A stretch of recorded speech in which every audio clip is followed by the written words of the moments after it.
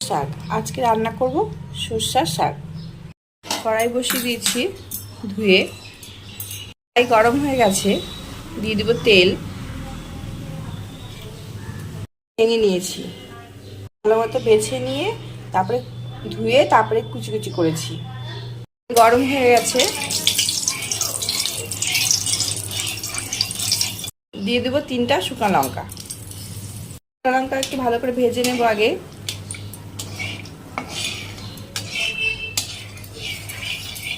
শুকনো লঙ্কা ভাজা হয়ে গেছে, আঁচটা কমিয়ে দেবো।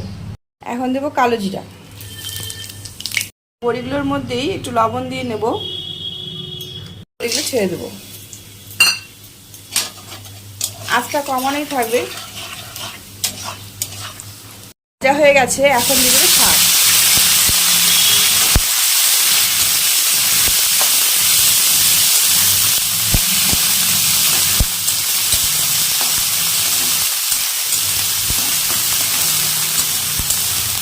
আগে ওইটা নাড়াচাড়া করে নেব, যাতে বড়িগুলো বেশি ভাজা না হয়ে যায়। ওই জন্য তারপর বাদ বাকি শাকটা দিয়ে দিচ্ছি। এখন সব শাক দিয়ে দিয়েছি।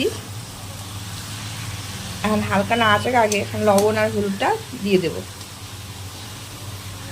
লবণ স্বাদ অনুসারে, হলুদ, সামান্য মিষ্টি, 4টা কাঁচা লঙ্কা।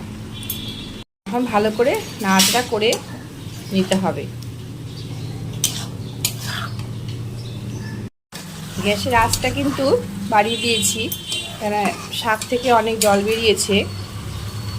আর ঢাকাও দিতে হবে না, এটাতেই শাক সেদ্ধ হয়ে যাবে। আর তারপর সুন্দর করে ভাজা করে নিতে হবে। শীতকালে অনেক রকম শাক পাওয়া যায়, শীতকালের শাকগুলো সবই খেতে ভালো লাগে। জল অনেকটা শুকিয়ে এসছে, এখন এটা ভালো করে ভাজা করে নিতে হবে।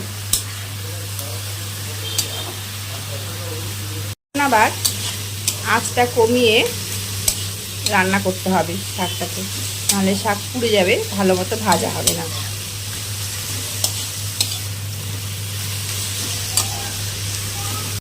শাক রান্না হয়ে গেছে, এখন আমি এটা অফ করে দেব।